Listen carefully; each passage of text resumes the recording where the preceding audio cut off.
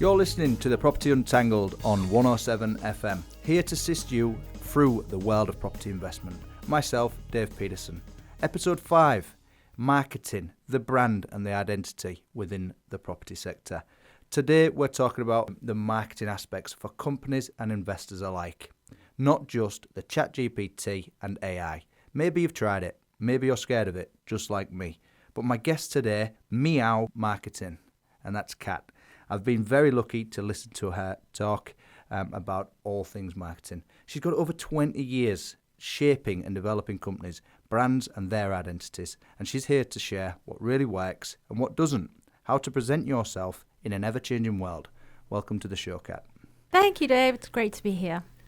Please just give us a little bit of background into the life of marketing, what brought you to do this, and really where we are today. Thank you. So yes, as you mentioned, I have over 20 years experience in marketing from different areas including public sector, banking, and for the last 7 years with small medium enterprises, and specifically looking at building brands, identities, how to make brands and identities more visible, and also how to use the tools and the resources that we have available to us, including AI, to get better at doing all of those things.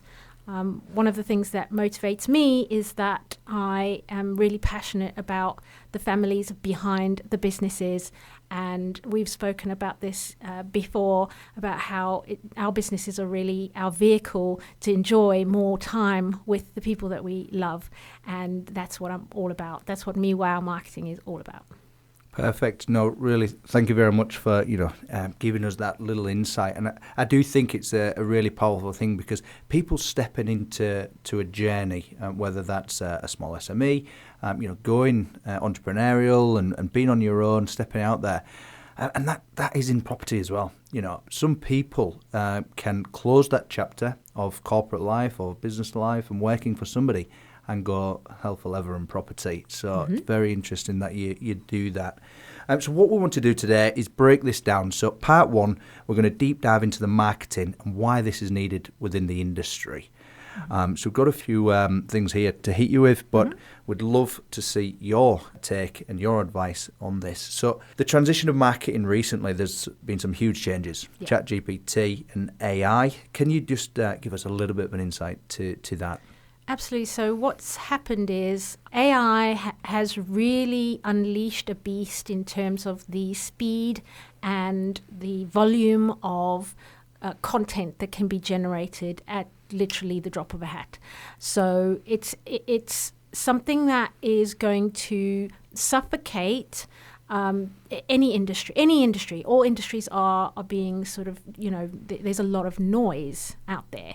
So it's really, really important from my point of view to educate people who use those kinds of powerful tools to use them in a way that is going to help them to really lift their brand, lift their identity, and make sure that they stand out above that noise. My blueprint is a step-by-step way to make sure that every fundamental element of the marketing underpins every communication, every campaign, every promotion with true marketing fundamentals that work, rather than just typing into ChatGPT, create me a social post, and getting all sorts of drivel out. Yeah. It's about making it bespoke for the audience that you're trying to talk to. And I'll keep, my one of my keywords is ideal client, and I will say the ideal client word now, but it's all about knowing who you're talking to and saying what they want to hear. Do you think that then leads to the advice for people or companies within this sector on just a marketing level, forgetting about the AI and the ChatGPT?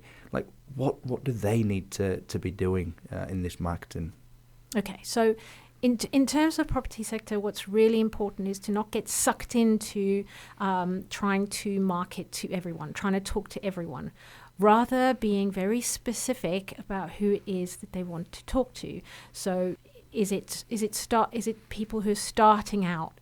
Are they starting investors? Have they just come into, like you were talking about, somebody who maybe has come out of corporate, been, made redundant, got a payment, and they want to do something with it, they are completely new. How do you want to work with those kind of people? Or do you want to work with somebody who already has a portfolio, who's already educated? You don't need to educate them at all. You just need to make sure they get exactly what they need. They know what they need, in fact, about to know about that property that you're selling to them. So do you want to work with those? Is very different ways that you're going to A, find those people, and B, speak to those people. They're going to want to know totally different things about you to start with, and it's how you approach those people.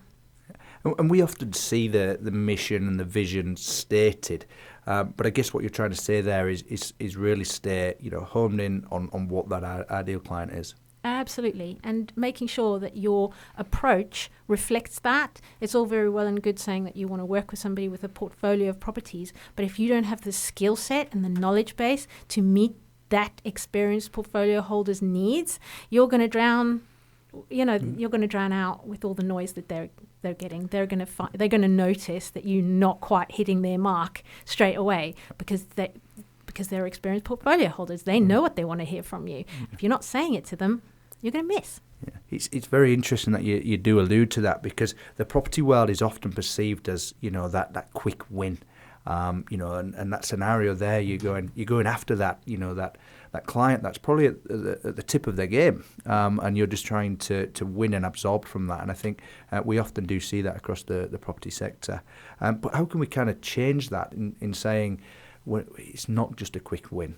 Absolutely. And I think that the quick win, silver bullet, it's cross-industry. We have the same issues in marketing. Everybody's looking for that quick win. Same in property market. Okay. It's very simple. And it's really about education. Most people who are looking for a silver bullet are not aware of the challenges because they're not educated enough on that particular aspect. Every job, there's a hard part to it. Every single job. Yep. And it's about educating those people about what it is that's easy about the property world and what it is that's more challenging about the property world. And I think anybody coming into the property world who, as a starter, will have the misconceptions and the myths of, all the glamorous side of things, but they won't have had the kind of real cold-face truths about how sometimes it can be a very challenging place to be, just like any industry can. But what are those challenges? How does that affect you? What is it that is actually challenging about it, and the impacts of that? I think there's like maybe two factors on that, what you're kind of alluding to there, because yes, that shiny penny syndrome is there, but then the companies within the industry, I often say, we don't value our services, actually. What we actually do and the challenges of it, no sale, no fee kind of scenarios, and there's been a race to the bottom on the fee. Mm-hmm. It's about listing high as well, and maybe not giving a true reflection of an actual value, because value is often an opinion. Mm-hmm. So an opinion is, what do we believe that house is worth, or do we say what we believe it'll sell for? They're quite contrasting, and there's a certain difference. But I think some cases we rely on like platforms, and I think that is a really tough habit to get out of.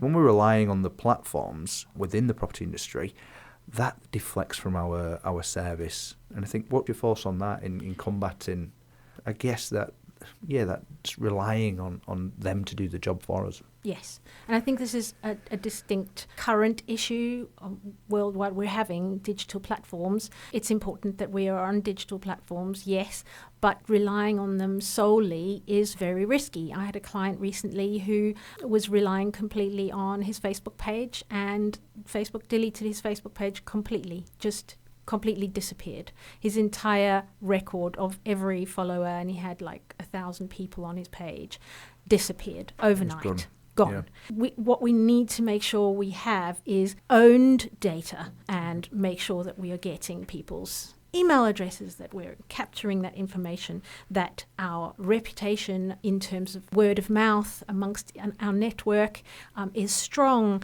and that people will remember us for who we are long after our website, platform, whatever is gone. That disappears. And listing properties, listing products just on third-party platforms is very risky, and it's not talked about just how risky and what the consequences can be for that. I mean, how do you combat that? How do you deal with that kind of not just listing things on third-party? Yeah, I guess just really understanding the value that we offer within the industry. I've certainly been trying to combat that for myself and shed the light on that to others in saying we do provide a very personal service, and it's bespoke at times. We have to adapt and overcome. If we go out there just to list on them platforms, again, we're just taking something away from our service. Why don't we go and provide the service that they come to us initially for? And if that's generally selling that property, how are we going to get it sold? Yes, we use marketing platforms to get it out there quicker. And I think that's it, is decipher convenience to service. And I think that is a real element that I work on and really shout about to the property sector to make sure that we don't become accustomed to that. I heard somebody speak about it. You rightly said that LinkedIn, the data on there, they're not your connections, they're LinkedIn's connections for you. So I certainly think that's a worry. You mention ideal clients a lot. I've heard you speak about that at several events. So how do we, as a company within the sector, understand, identify, nurture, and really complete that win for our ideal client? This is a really good question, and I spend a lot of time with my clients on profiling their ideal client or their ideal target audience. So it's understanding who you work well with. As a property consultant, you need to understand what your strengths are, what your weaknesses are, and a lot of the time, identifying your ideal client comes from knowing yourself well, knowing what your unique skill set and unique selling points are. Once you know what your strengths and weaknesses are, you can start to see, right, I gel really well I've made great wins for this kind of property investor. And a lot of the time, the demographics of that person, how old they are, whether they're male or female, whether they're family people or where they live, all of those kind of things come into it. But it's deeper than that. It's more about what their mindset is. What are their ambitions? And I talked about this in my mission and my vision about family. For me, it's about family. It's about making and building something that sustains and secures my family. That's something important to my ideal client. And so I start with things that are deep and valuable to me, because if they're deep and valuable to me, I'll align with people who have the similar values to mine. Yeah.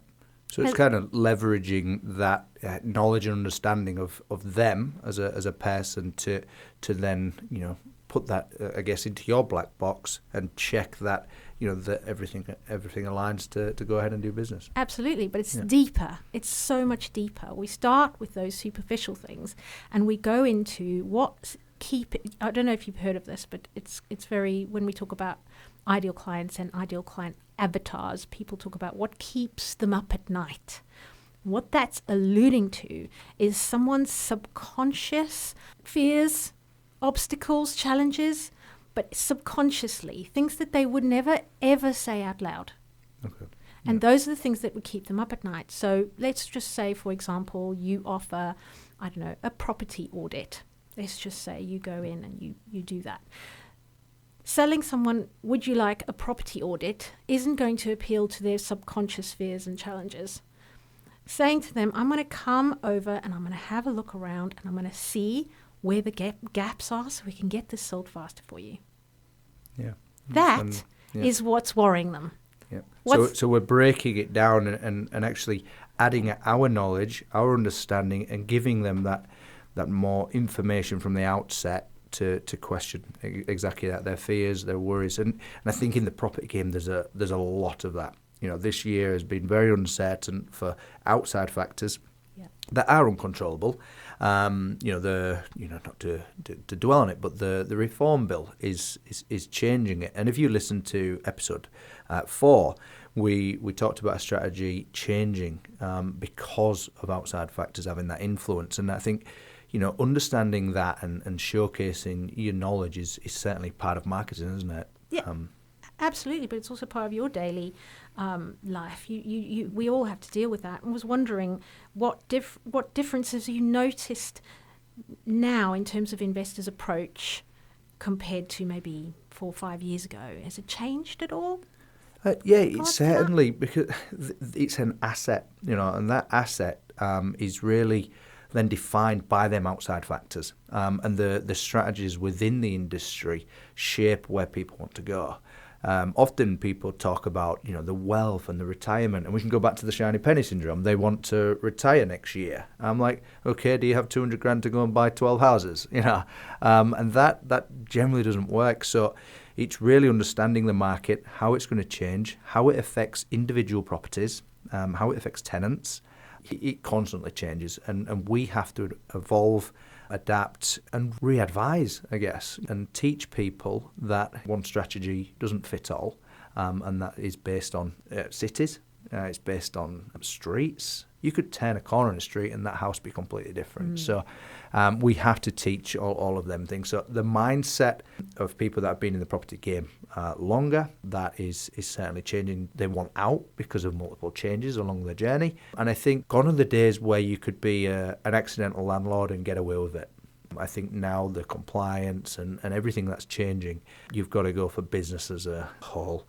And I think that actually will probably lead on really well for part 2 in this. So I think really, just to summarise that part there, we've got to be looking at our brand, our presence, trying to showcase our knowledge and our understanding, and understanding the ideal client is the real key to marketing. Thank you very much, obviously, for that insight on that, the brand presence and showcasing your skills. Thank you very much, Cat. Thank you. This is Property Untangled with CityGate North, connecting people, properties and investment opportunities across our region. For more information, visit citygatenorth.co.uk. Welcome back to Property Untangled, and this is episode 5, and it's digging deep into marketing. Cat's there showcased how we can build brand presence and showcase your skills and services. But then we've got the investor. So you, as an investor looking to get into property, I think there's real value in how you market yourself. So Cat, please help us. How do we, if we're stepping into this game, showcase or present ourselves the best to people that provide the services within the industry? It's a really important question. I don't think it's given as much weight as it really truly deserves. Any investor has to still sell themselves. They really have to showcase what it is that they bring to the table, just as much as property brokers. They need to put their efforts in as well to pitch themselves. So for me, it's about making sure that they understand their strengths and weaknesses and where they fit into the marketplace. Are they going high end? Are they staying medium, low end? What are their ambitions? What are their skill sets? Are they the ones that want to be hands-on, or do they want to just put the money forward and forget about it? How do they want to operate? How do you work with investors, and how do you kind of see help them, educate them to get on in this? Yeah, you're right in saying that, because often we find investors come to us as myself, consultant or brokers and service providers. We go there, ask the question, and kind of walk away in some ways. And I think that then, do we want to work with that? And again, going back to the ideal client scenario, I think you've got to present yourself and make sure you fit the values of that company if you're going to reach out and ask them to help you build a portfolio. So they've certainly got to align. And I think the knowledge and understanding of the property game, we understand if you're fresh into the game, but come with that fresh, knowledge and the willingness to obviously work within that industry. I really do agree that that's a very important step that an investor can take if they want to get help from service providers. The networking and the outreach to them connections, I think that is what they need to do. And once an investor decides to work with you, for example, what helps with growing that relationship into a long-term partnership? When we work with somebody, it's about developing the strategy that fits them. again, one strategy doesn't fit all. And in property, in any business, it's understanding that. It's how we can get from A to Z. And everything in between is about how we work, how we communicate and talk to each other. So if I would say to any investor reaching out to them service providers, is exactly that. Know and understand what you want from it, but give that information to the service provider so they know. There's one thing, like let's just talk briefly on mortgages. If you go to a mortgage broker and you want to lend money, you have to tell them everything. If they suddenly find out that you're getting another wage from somewhere or not getting the wage that you said, they're going to know you're not going to get lending. Mm-hmm. So I would say that with anything, if you go to a property agent, tell them how much money you've actually got. Let's not hide or disclose things, because property and that sector, I really believe that it's built on that trust from yourself in that kind of marketing scenario. The advice to any professional and service providers would be just that. Yeah. Absolutely. It's about people buy from people, don't they? And it's about that trust and building those relationships and making sure that those are firmly firmly transparent, and everybody knows where they stand.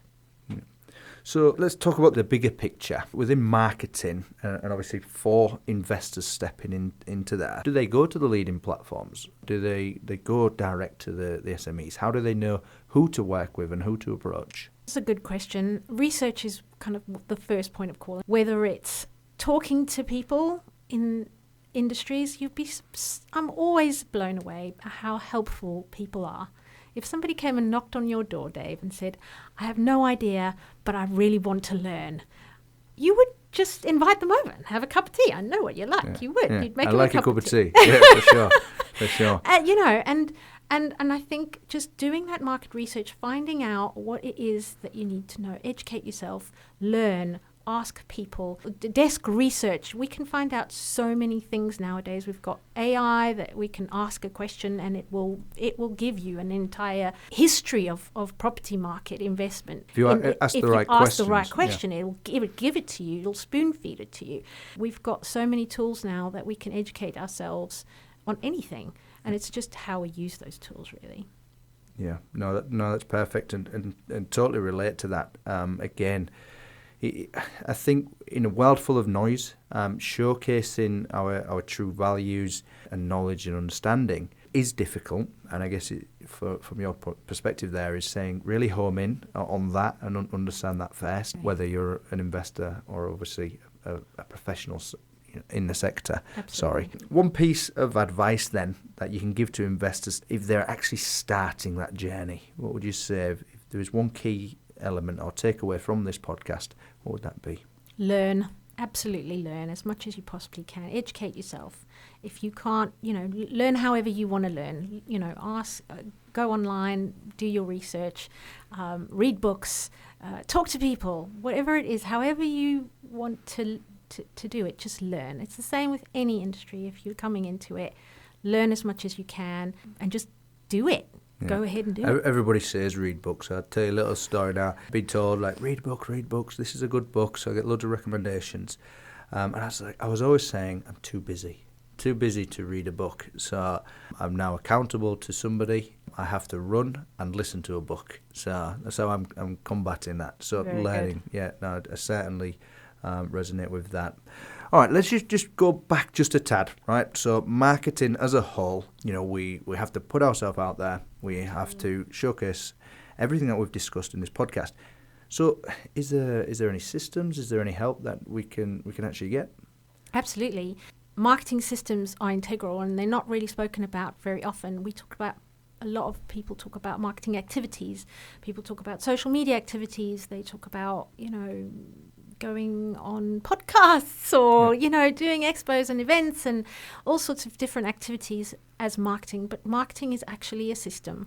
Marketing is about putting a system in place that means that you can talk to the people that you want to work with, tell them what you want them to know, but also what they want to hear from you. That's really crucial. Yep.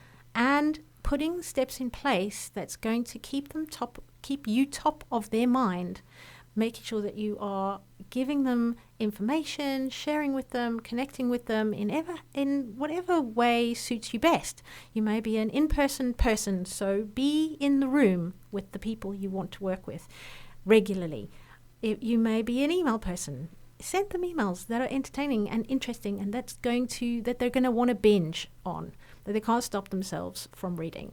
Yep. If you're a social media person, blow them away with your social media, skills. I've not quite made it to TikTok, but yes, certainly. Look, Kat, I really want to, thank you for. There's been some brilliant insights to the world of marketing there, and I think there's some great takeaways there for company owners, people that are working within the property sector. I think just really working on that to understand it is going to be a critical thing with the market changing so much. So thank you very much. If you're listening to this podcast and you want to learn about more property in Hull, the marketing is not my expertise, but we can invite Kat in again. The next part, I just want to have a little myth bust, and then I will leave you to your day. You're listening to Property Untangled, sponsored by CityGate North, guiding investors with clear advice, local knowledge and real opportunities. Call 01482 429 090. Property Untangled with Dave Peterson on 107 FM. To wrap this podcast up, let's just myth bust. You have to post on social platforms often. Well, let's just break that down. It's quality, not quantity, and that's said a lot. But what does that mean in marketing? It's staying true to your values, the mission, and give the correct information through your communication method. Give value to the target audience that will be based on your ideal client. Don't go off topic. That's Property Untangled with myself, Dave Peterson. Thank you to 107 FM and the guest today.